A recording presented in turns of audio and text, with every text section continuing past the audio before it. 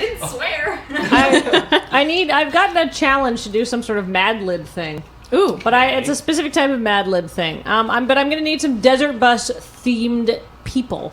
So who is the hero of our story? Who's a person or a thing at Desert Bus? Bidbot. Bidbot, okay. Yeah. I'm not sure you're going to find any Desert Bus themed people around here. Well, I mean, like, Tally would be a Desert Bus themed person. We're all just random strangers from the internet, right? All right, what's Bidbot's superpower? Space bid. Okay. What's his hobby? Origami. Origami. All right.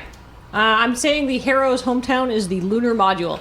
He needs a female sidekick. Who's a lady sidekick? Oh, all of our Desert Bus characters are very male, aren't they? Daisy? We need to change that. Yeah, Daisy. Yeah, Daisy. Yeah. Well, it could be people who are here too, right? That's true. Daisy seems appropriate. Can I have a though. male sidekick? Roscoe? Can I have a second male sidekick? Matt. Okay. Can I have a second female sidekick? No, we've run out of those. The Pine Tree air freshener. I just decided it's a lady. Spins Cannon. nicely. Oh, okay. Cannon. I'm seeing in the chat, John. Now Yeah, she we need twirls a ever so villain. nicely. We need a villain. What is the villain of Desert Bus? Creepy doll. Cena. Bonathan. How about we make Bonathan the MacGuffin? Oh, I like that. I see what this Mad Libs thing is. All right. It'd be interesting. All right. So let's.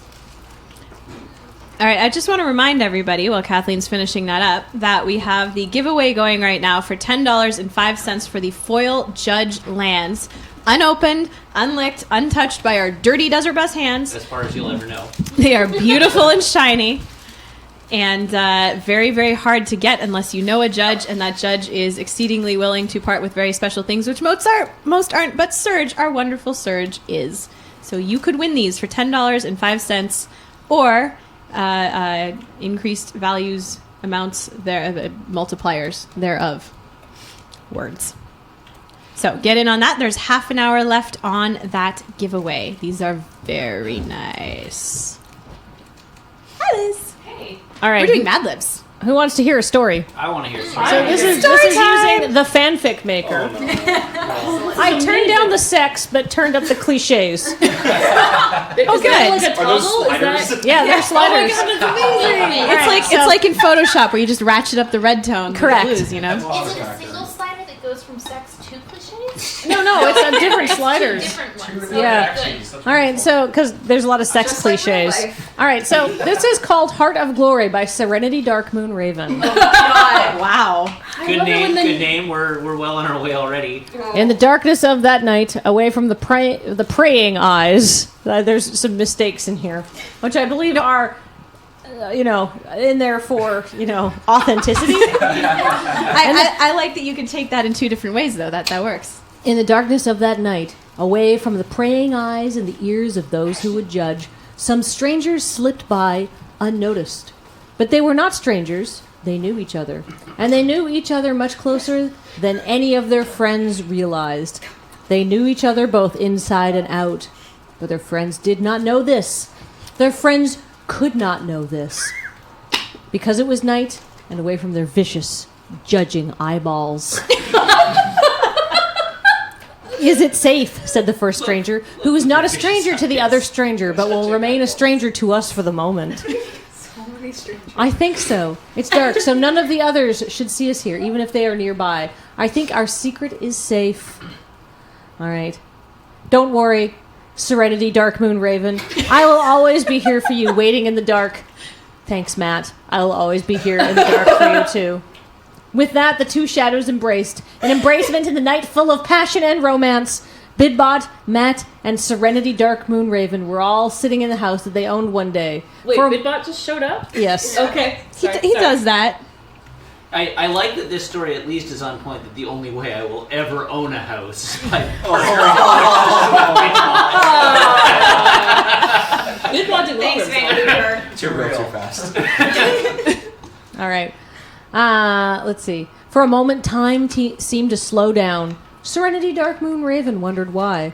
I didn't change. This is a self-insert fanfic, so I didn't change the author's name, unfortunately. I don't think the term self-insert fanfic should be used, Kathleen. That's what it's supposed to. That's what Do they you know are. that is? That's distressing. Author's name is in there. Yes. Yeah. Then the Serenity Dark Moon Raven wondered why time had seemed to slow down. Then the explanation.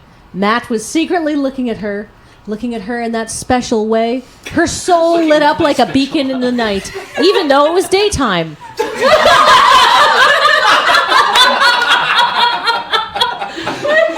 vision can slow time. And light up souls like it was night. It just feels like so much longer when he's staring at you with those special eyes of his.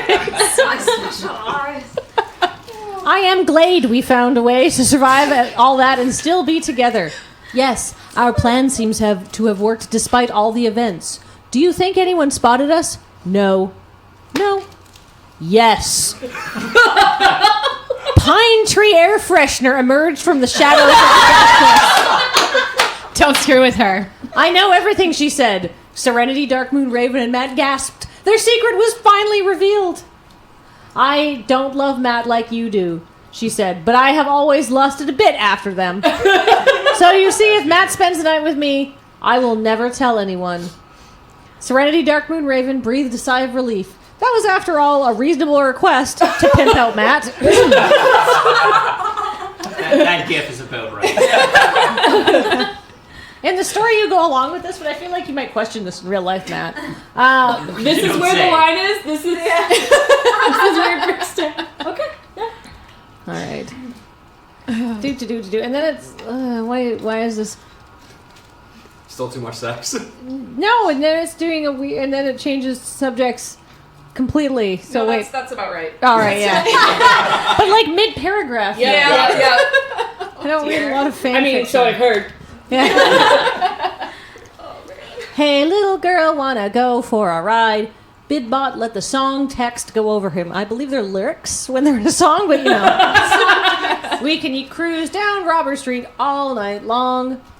But then I will be sad when I hear this song. The pain Bidbot felt was much like that. His herd felt like that. Diane. There's a party at Lake Cove. It'll be easier if I drove. We could check it out. Bidbot knew that in the end he would stand alone before Creepy Doll. Alone and afraid. We can go and see. Come on, take a ride with me. Diane.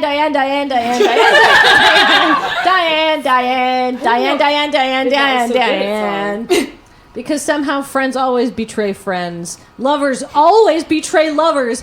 Pain was there to stay. It stuck like honey to his skin, but there was no water to remove it. And it collected dirt and dust as long as it was there. And then occasionally feathers and mites. Eventually turning as black as his soul. Lay down together for a while. I'll put all your clothes in a neat little pile. You're the cutest girl I've ever seen in my life. Diane. Straight from J.R.R. Tolkien. I may have changed these lyrics a little bit to make them like a little bit more bus friendly, even though I turned the sex slider all the way down. So maybe there's a few extra Dianes in there just to cover for things. I wonder what it would be like. No. No. That's for late night desert bus. So that was a challenge to put a bunch of like desert bus themes into like a fanfic generator, and I picked the Star Trek: The Next Generation preset, and this had nothing to do with that, and I am very sad.